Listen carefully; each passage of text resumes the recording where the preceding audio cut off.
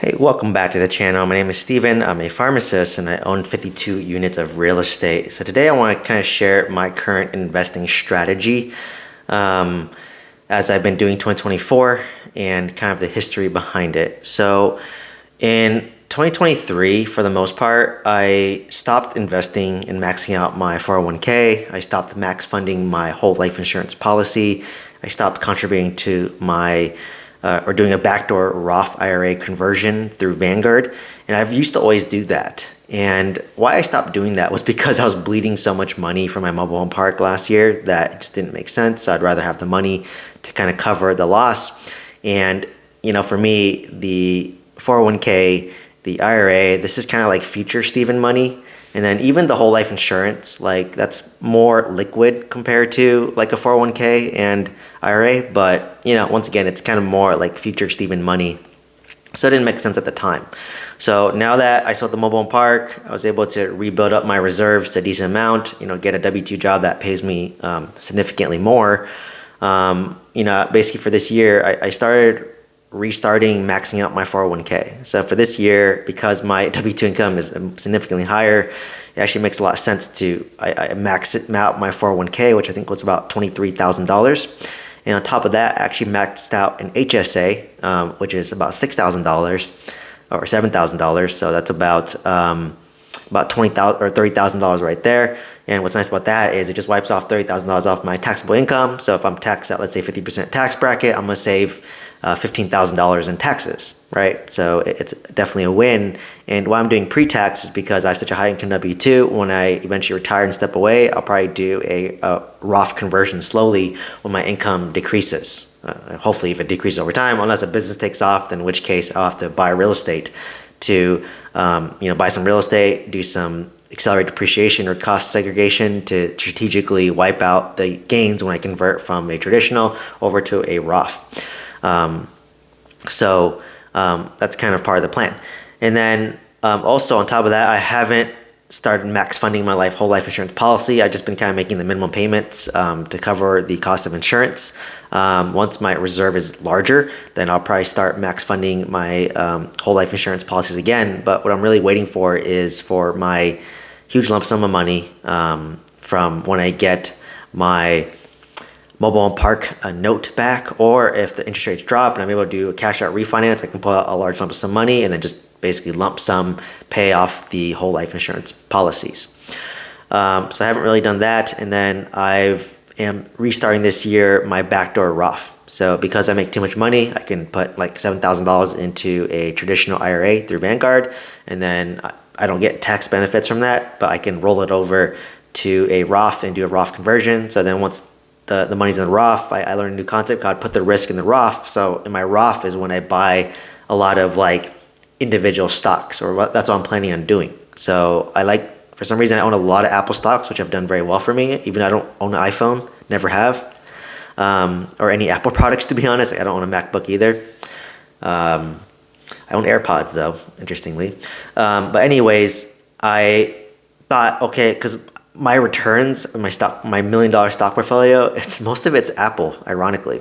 I just bought Apple stocks in 2013 and held on to it. And I bought, I think, more during COVID.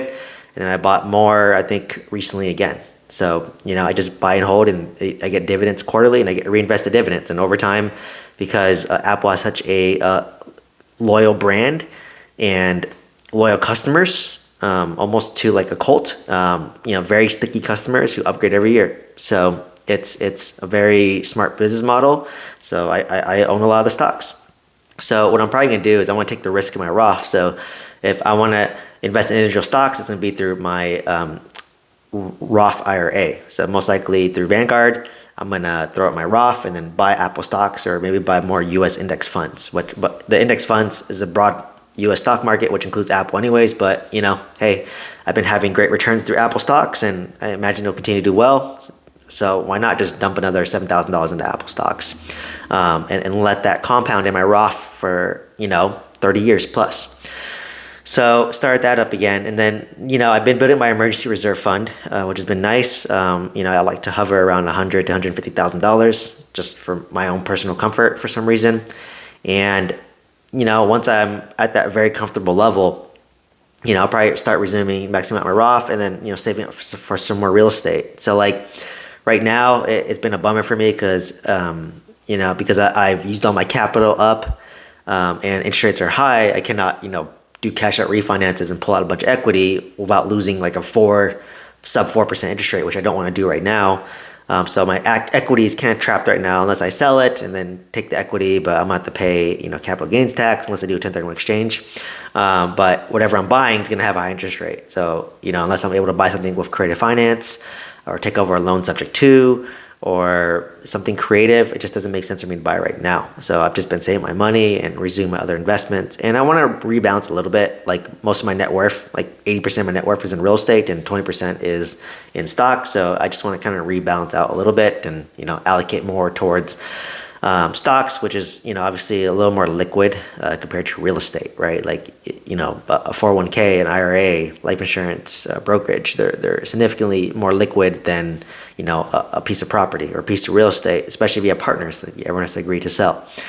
So, that's kind of been my strategy. It's really basic, really boring. Like I said, I'm trying to save more money. Like whatever cash flow I get from my real estate, I want to save that up towards another down payment on another piece of real estate. And, despite that, like I said, I made offers on an 18 unit, 14 unit, and a 5 unit and haven't heard back. So probably means no. But, I'm just trying to keep my eyes and ears open for a creative finance deal where I want to do like a low down payment, like of 10%, and hopefully spread that down payment of 10% over 4 years so that I'm not, putting 10% immediately, but I can spread it out a little bit, right? So I've been coming across those deals. They're not as often, but, hey, if I come across, I'll make an offer that makes sense for me. And, I just lose a little flexibility because I don't have as much capital as I had back when interest rates were lower. And I was able to do a cash out refinance because, that's what I would love to do. I would love to, do a cash out refinance on my 20 unit apartment complex. I think I left around $120,000 in that deal. So I will probably, strip out the rest of the money that I put in there.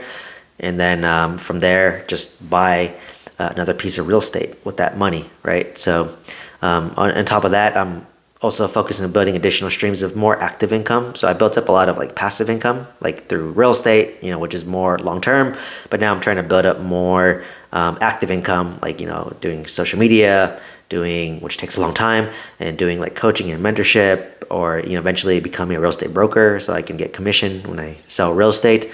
So I'm just trying to find ways to build up more fast cash as I kind of, am waiting for interest rates to drop, waiting for me to get a creative finance deal, and waiting for my reserves to build up. So it's kind of like a weird waiting game for me. So, just be patient and think long term, right? So anyways, hopefully you found some value as to my current investment strategy and why I'm doing it the way I am.